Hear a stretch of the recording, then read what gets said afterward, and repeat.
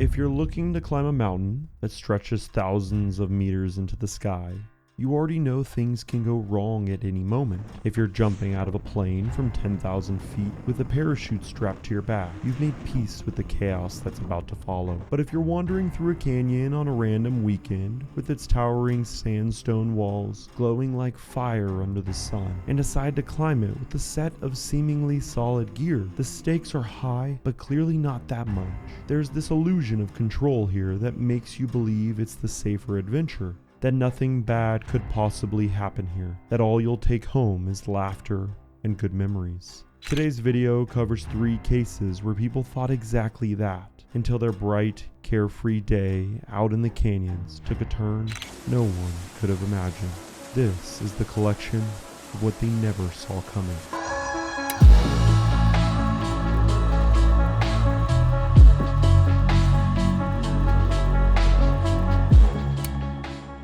If you enjoy this type of content, please consider liking the video and subscribing to this channel, as over 74% of you are not subscribed. None of this would be possible without every single one of you, so thank you.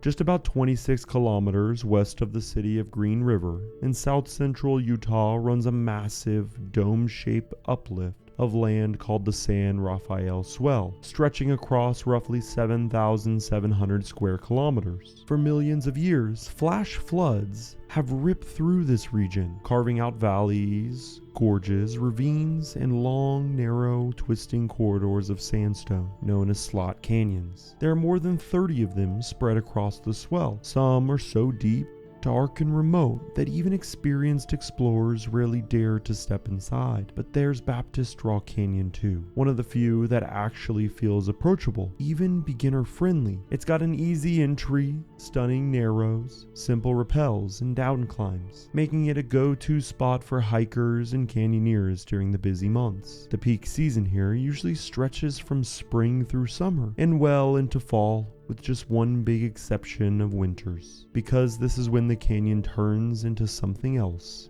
entirely. Experts who've studied Baptist Draw have pointed out a chilling pattern behind nearly every accident that's ever happened there. It's almost always during the cold months, and usually has something to do with freezing water or the short daylight hours. Since it sits directly in the drainage path for rainfall and flash floods from a huge surrounding area, the canyon tends to hold water for long periods. Water that's mixed with mud, pine needles, cow manure, dead mice, and broken branches. In the summer, that's just a messy inconvenience. But in winter, it's a trap. The water turns bone-numbingly cold, the rocks become slick, the mud turns to glue, and when the sun dips early, the temperature plummets fast, taking with it one of the most critical things you need inside a canyon: visibility. It goes without saying that stepping into the canyon during that time of the year is nothing short of setting yourself up for disaster.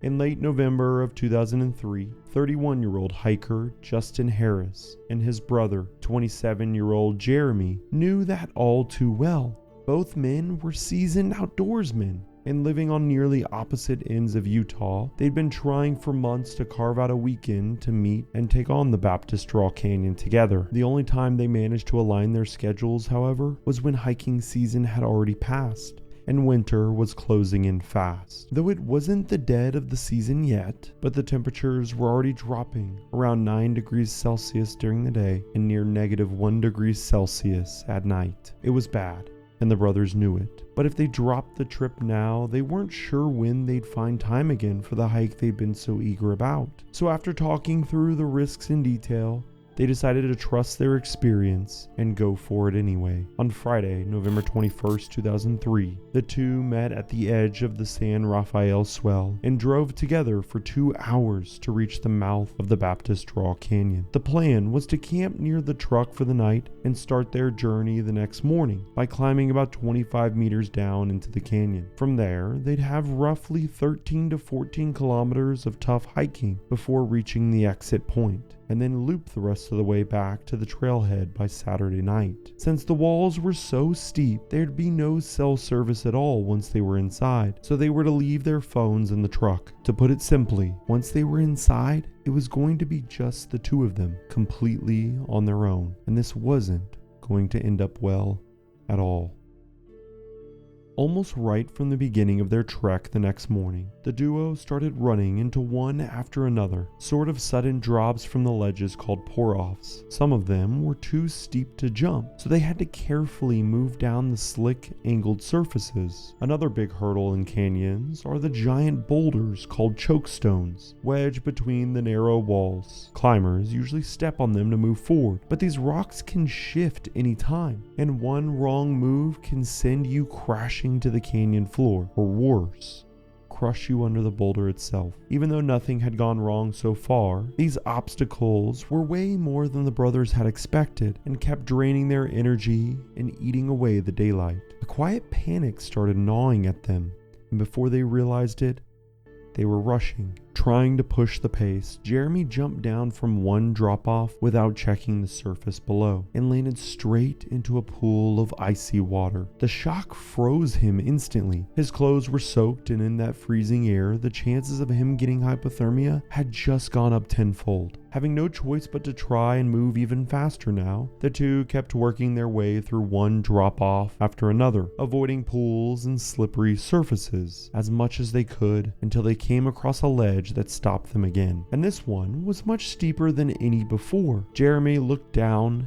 and guessed it was at least 8 meters. He turned to Justin and asked if they should drop the rope and rappel. Justin shook his head and said they didn't have time. Taking the lead, he started climbing down with his back against the wall, slowly looking for footholds on the rock below. For a moment, he managed to steady himself, but then his boot slipped. Jeremy watched in horror as his brother lost his grip. He lunged to grab Justin's hand, but it slid free. A split second later came the sickening thud of impact, followed by the echoing scream of Justin that tore through the hollow canyon. It was raw, piercing, and filled with agony. It was a sound Jeremy knew he would never forget. He carefully made his way down to where his brother had fallen, and there, the two had the worst realization of their lives.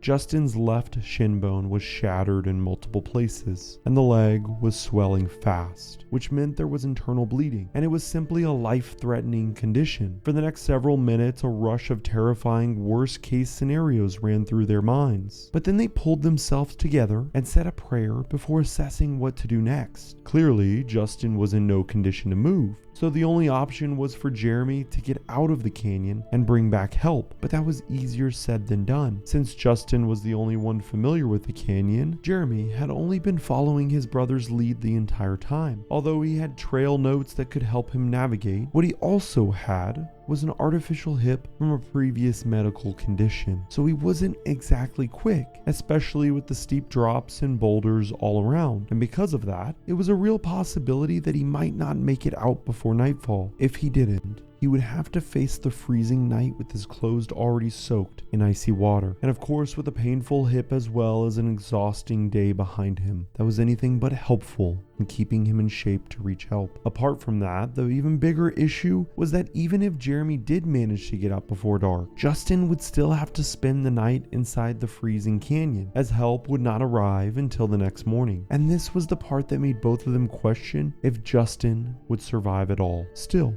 there was no other choice. The brothers agreed on the plan. Jeremy left most of their food with Justin and prepared to go. Before parting, they took pictures of each other, hoping that if one or both of them didn't make it out, there would at least be something left behind for their families. With every bit of grit and determination he had, Jeremy began his solo hike to escape the canyon. He still had roughly 7 kilometers to cover before reaching their truck, where he would use the phone to call for help. They estimated that getting out would take Jeremy between 4 to 8 hours, and then another 4 to 6 for rescuers to reach Justin. But those were only numbers in their heads. What actually awaited them was something neither could have imagined in their worst nightmares. Jeremy started off his solo trek through a fairly dry stretch of the canyon.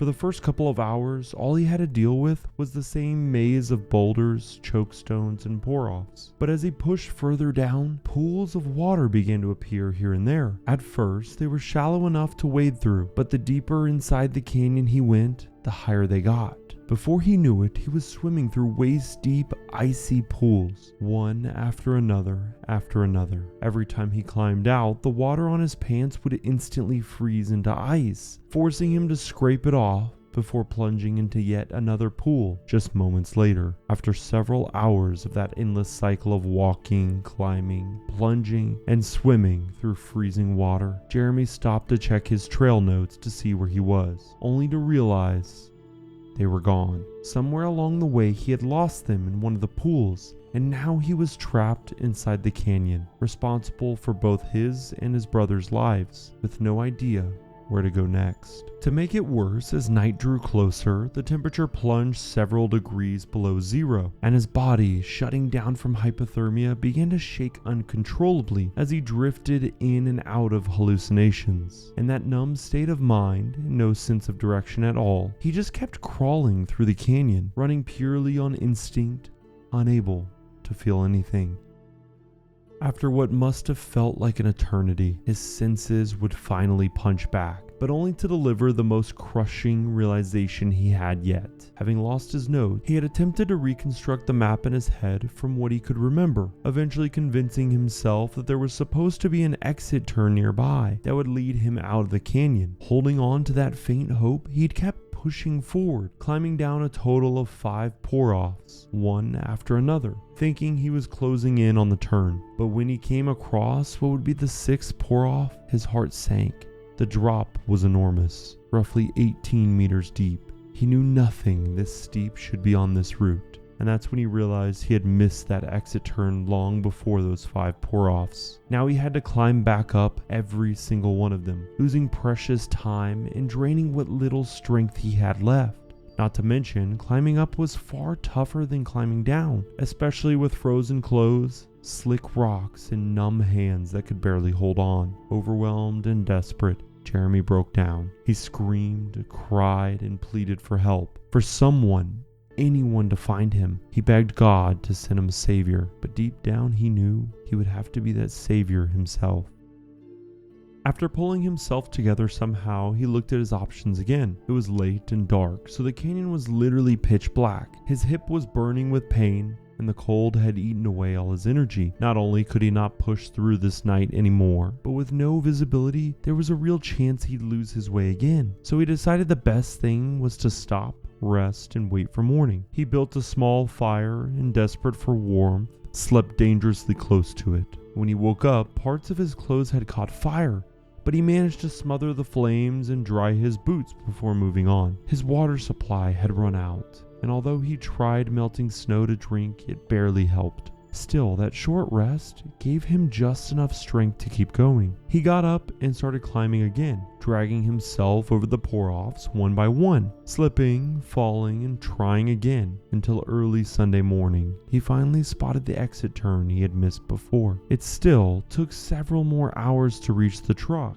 where he managed to contact the Emery County Sheriff's Office at around 2:30 p.m. Then he sat inside his truck in front of the heater, waiting for help to arrive. The hike that the brothers had assumed would take 4 to 8 hours ended up taking Jeremy 22, and while it had been terrifying for him, it was no less brutal for Justin either. From the moment Jeremy left, Justin tried his best to keep himself warm. Since he couldn't move, he swung his arms in circles, stretching his good leg, and made whatever small movements he could manage to keep the blood circulating and fight off frostbite. The night in particular was the hardest, with the temperature dropping below freezing and the wind howling through the canyon walls. He shivered uncontrollably in his soaked clothes. The pain in his leg kept intensifying, and the swelling had turned downright nasty, covered with blisters that leaked yellow fluid. But what tormented him even more was the uncertainty. He couldn't stop thinking about Jeremy. Had he made it out? Or was he lost somewhere in that maze of boulders and narrow drops? Above all, was he even alive. There was too many questions, but no answers, and no one around to give him any. All he could do was wait,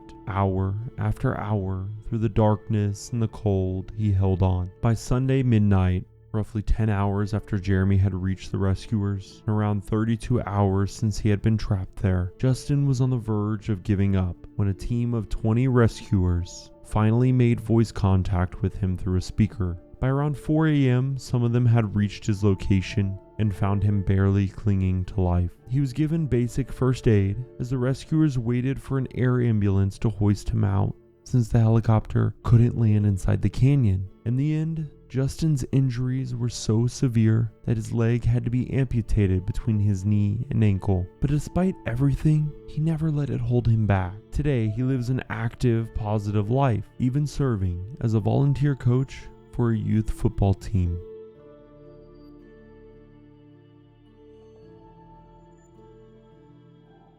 Four-year-old David Cicotello had just started kindergarten in 1958 when his brother Luis, who was 13 years older than him, left for Pittsburgh to attend Carnegie Mellon University as a freshman. For most of David's childhood, Luis wasn't physically around, but to him it never felt like he was gone. Everyone around David, teachers, friends, neighbors, even his parents, constantly reminded him of how bright and talented Luis was. He was great at academics, sharp-minded, endlessly curious, and somehow always seemed to impress everyone he met. For David, that was the shadow he grew up under. But unlike most younger siblings who end up resenting being compared to their overachieving brothers, David didn't hate Luis.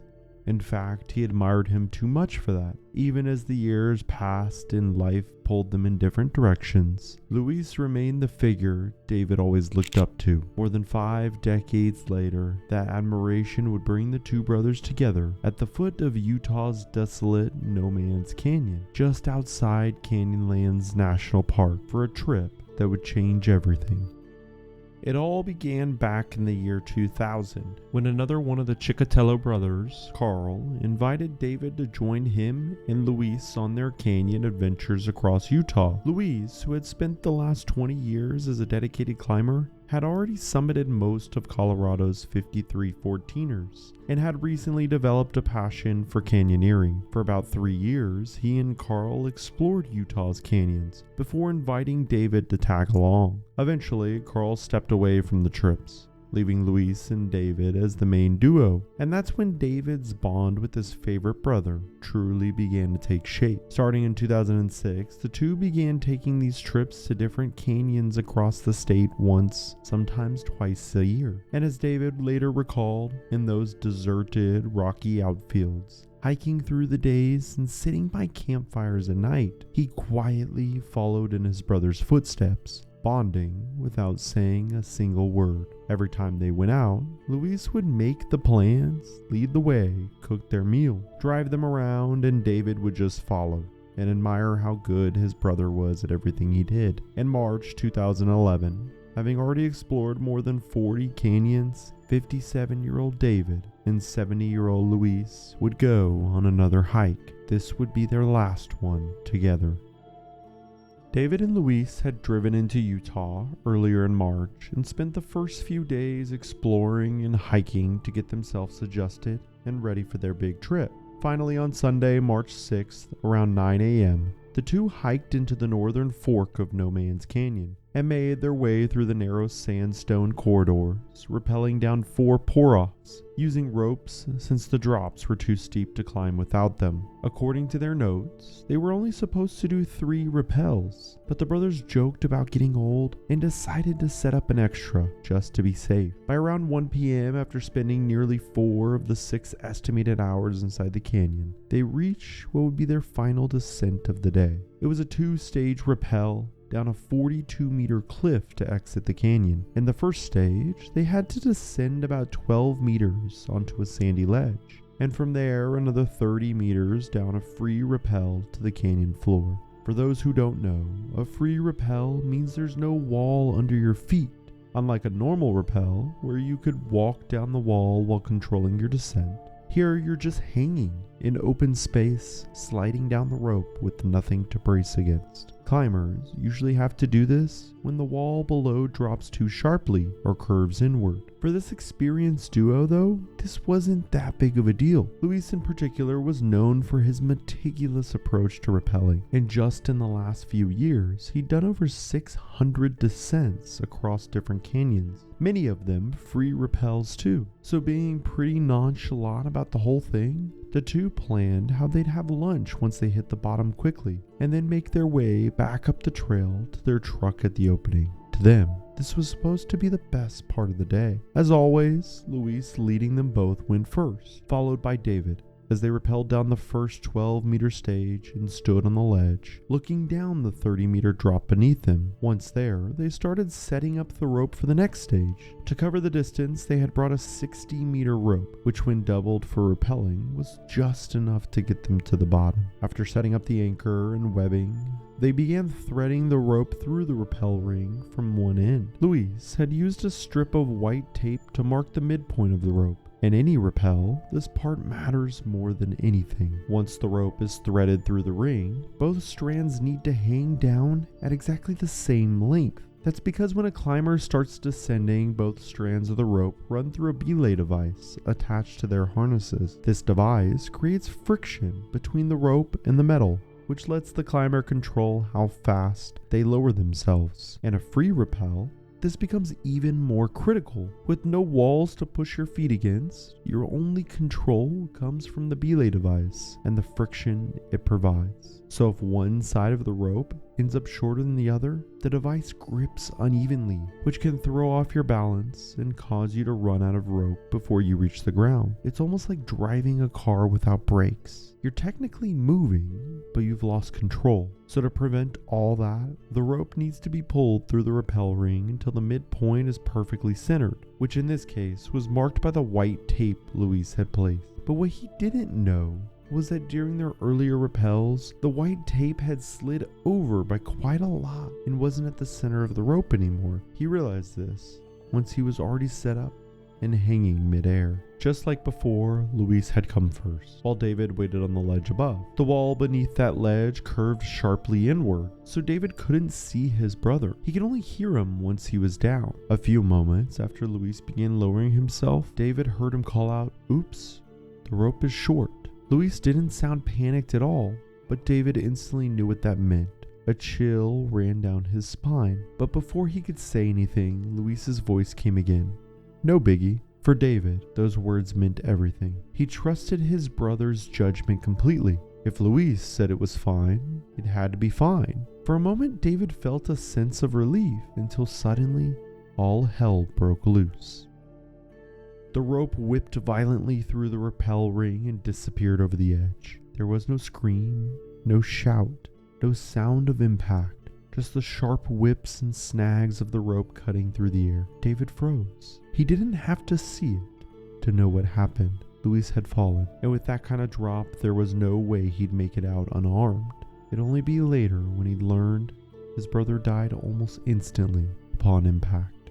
From the moment Luis said the rope was short to when David saw it zip through the ring and vanish, only 3 or 4 seconds had passed. But it would take years for investigators and even David himself to piece together the most likely chain of events that happened in those few seconds. The theory goes that when Luis realized the rope was too short, he figured he was close enough to the bottom to simply jump the rest of the way, land safely, and then help David fix the rope for his descent.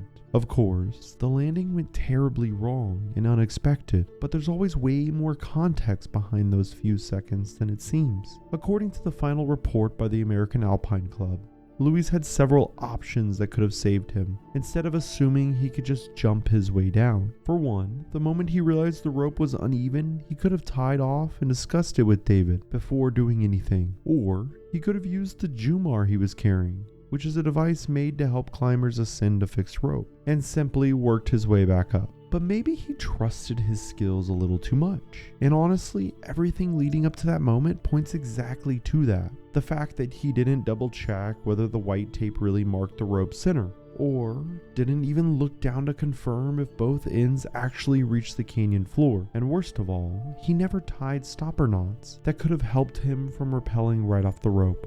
Tragically, the cost of not taking those simple safety measures wasn't just his life. It became an ordeal that stretched for more than 140 hours for David as well. The force of Luis's fall had pulled the rope down behind him, trapping David alone on a narrow ledge. Behind him loomed a 12-meter rock face they had just repelled, and in front of him yawned a 30-meter drop straight into the depths below. Attempting to descend down without a rope would have been suicide, but the climb back up wasn't any easier. The rocks were slick, rounded, and offered barely any grip. No matter how many times David tried, he couldn't get even halfway up. And even if he had somehow managed to climb that wall, reversing all the rappels they'd done earlier through the canyon would have been impossible anyway. So David did the only thing he could. He sat down on the ledge and waited for help to arrive.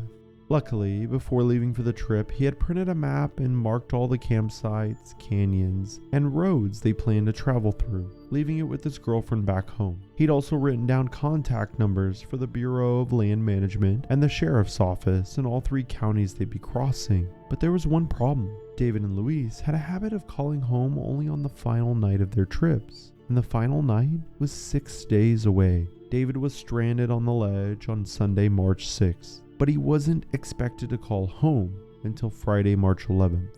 Only then, when no call came through, would their loved ones realize something was wrong and alert the authorities. Not long after Luis fell and he realized he was stranded, David kept telling himself over and over that he just had to stay alive until Friday. To fight the cold, he ripped open his backpack and used the foam padding inside to wrap himself at night. He stuffed spare socks over his ears for warmth and filled a sack with sand to make a pillow. Using a piece of hard plastic and some webbing, he crafted a help sign and dangled it over the ledge, even though he knew no one was likely to spot it. Each day, he'd blow his safety whistle, track the hours by watching the clouds, stars, birds, and the shadows on the canyon walls. For comfort, he'd burn tiny fires with any little bit of wood he found, sing and pray, and use his knife to carve his name into the sandstone, along with a hash mark for each day he survived. Mostly, he just hoped someone would find him before Friday, or he'd stay long enough to get there. Food, though, turned out to be the biggest problem. His entire supply was an orange, an energy bar, some cashews, gum, half a turkey sandwich, a little water, and a liter of his favorite beverage, iced tea with lemon. Out of everything, the sandwich went bad before he could finish it,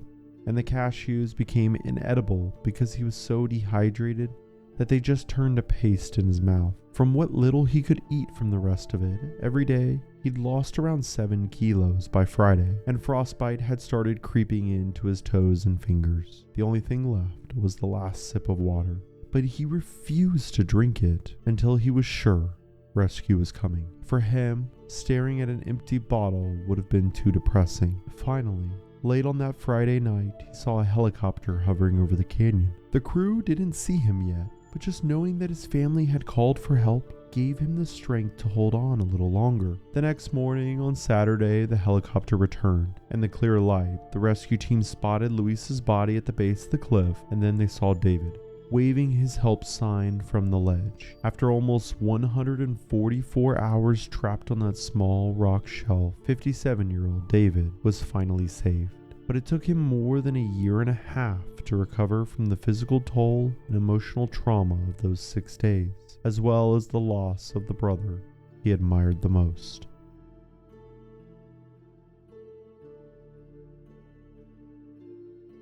It was the morning of October 5th, 2024, when Justin Bingham and his 3 friends bumped into another group of climbers at the trailhead of Heaps Canyon in Zion National Park.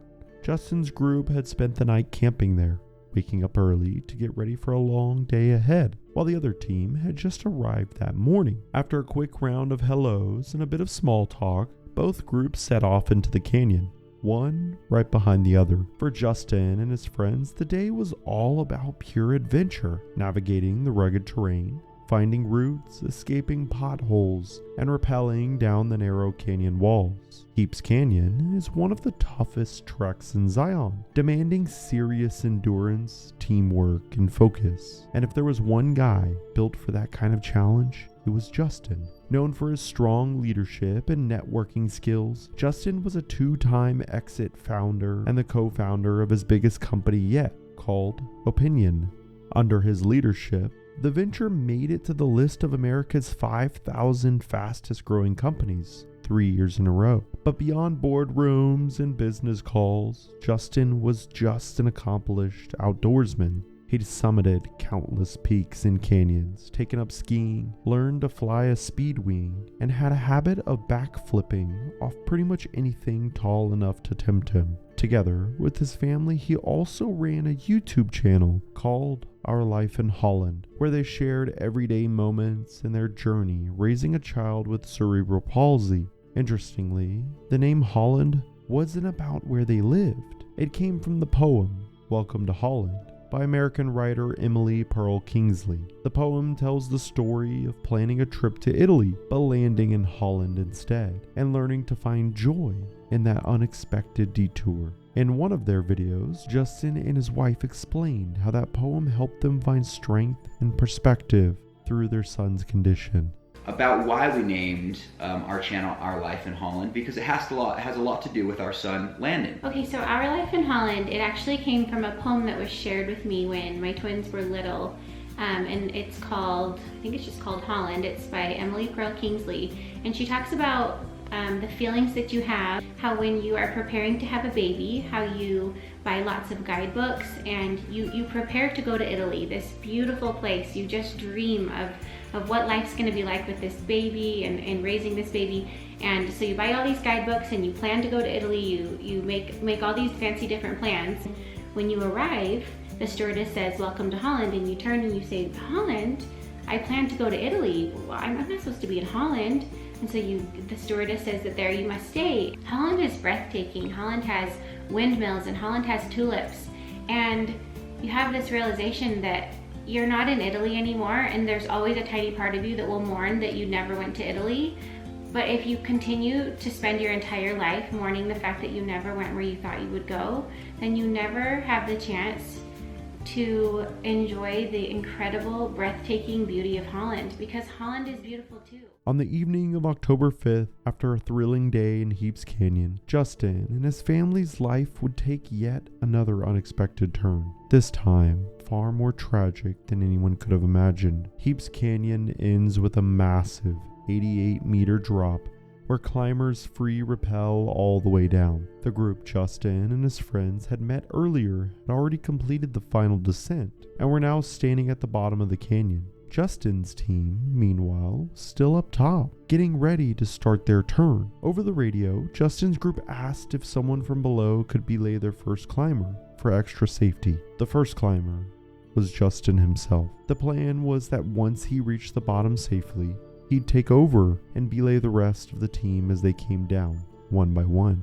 The other group agreed to help, and once Justin was clipped in and ready at the edge of the canyon wall above, one of the climbers below, acting as the belayer, took position on what he didn't know was a pile of loose rocks at the base, and called out for Justin to begin his descent. Now, for anyone unfamiliar, a belayer is basically a climber's backup safety system. If the person rappelling loses control or their belay device fails, the belayer can pull the rope tight to slow or stop the fall manually. Think of it like a car's handbrake. It doesn't replace the main brakes, which again is the belay device itself, but it's there to save the climber if everything else fails. For his belay device, Justin was using a descender called the Kong Hydrobot, which of course works like a brake. But on long, free-hanging rappels like this one, it needs a few extra wraps of rope around it to create enough friction and give the climber proper control while descending. For some reason, Justin didn't add those extra wraps, and that would turn out to be a fatal mistake. The belayer at the base watched Justin start off smoothly, but about 30 meters down, his rope began swinging awkwardly, and the group below noticed him kicking his legs as if he was trying to fix something. Before they could ask what was wrong, he suddenly yelled for help and lost grip on the rope completely, plunging from around 60 meters above straight to the canyon floor. De Belair instantly tried to pull the rope tight to stop his fall, but standing on loose rocks made it almost impossible to anchor himself. To make things worse, the type of rope Justin was using had a bit of stretch to it. Instead of locking up when the Belair pulled, it just stretched, softening the tension and wasting that critical moment. The next second, the full force of Justin's fall ripped the rope out of the Belair's control, yanking him off his feet and throwing him away. He ended up with severe rope burns and bruises from the struggle, but he was lucky to survive. Justin, unfortunately, wasn't. He crashed on the canyon floor in a crouched, twisted position among the rocks. That not only made his injuries far more severe, but also made it incredibly difficult for rescuers to reach him. By the time they finally got him out, it was already too late. Justin Bingham had died, doing what he loved, becoming the third, and for now, the last person to meet their end in the Heaps Canyon.